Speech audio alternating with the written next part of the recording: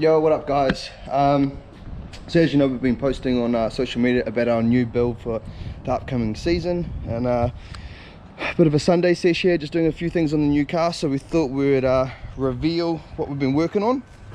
So here she is. So as you guys know, I have a 13B RX7 at the moment. However, that is not this car. We still have our 13B baby. I got this car probably maybe 6 or 7 years ago. It was just stock standard FD.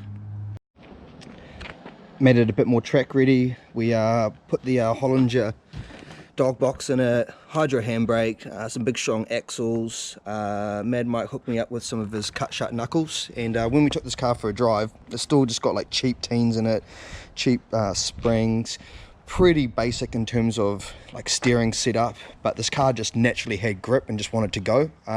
We were originally wanting to actually put this new motor into an S15, but again, after we drove this, it just had so much natural grip that we wanted to build a sort of an FD D1 spec or drift spec weapon. It hasn't been done for a while in D1 NZ, and we wanted to bring back the 4-rotor. This motor that you guys are seeing, this is just the dummy block, just for measurements and all the rest of it. We'll go into the engine probably in the next coming weeks, but what we're trying to build is something pretty serious, something that hasn't been done before. We're not aiming for big power like the Aristo. We've actually turned the Aristo down as well, but we're trying to build something that's good power to weight to grip ratio, but she will be a beast. We've got the Rotor rims on her, which are looking pretty damn tough. I was a bit unsure on the rims at first, but they're actually growing on me. Mean dish. We've got a couple other different sets as well. We're not thinking we're going to have to run the rear wing for the rear mount radiator setup. As you can kind of see, it's kind of looking like the wind's just naturally going to want to flow into that cavity. We've got the Radom fuel safe, big grunty thing, and then that goes into, you can't even see it all, but the PWR radiator. This thing's huge. It's like an 800 wide by I think 450 in height. So anyone that's had 4 rotors before will know the issues that you have with heating, so hopefully that's going to sort this out. As you can see with the shrouds, the air has got nowhere to go, so it has to go through the radiator. So hopefully that'll keep our engine temps down and our inlet temps down.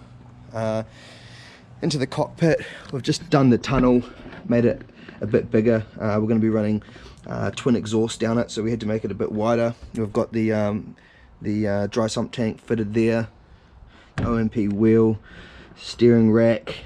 We have the firewall, which is all looking pretty sexy and pretty. Still got a long way to go, but it's all starting to come together. We think it's looking pretty good.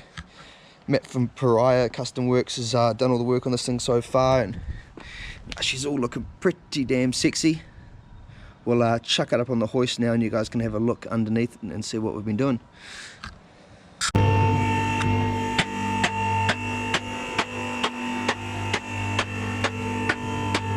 So we're running the PWR radiator with these big grunty fans. The CFM rating on these is something around 2,000 per each fan, with obviously the Winters quick change diff.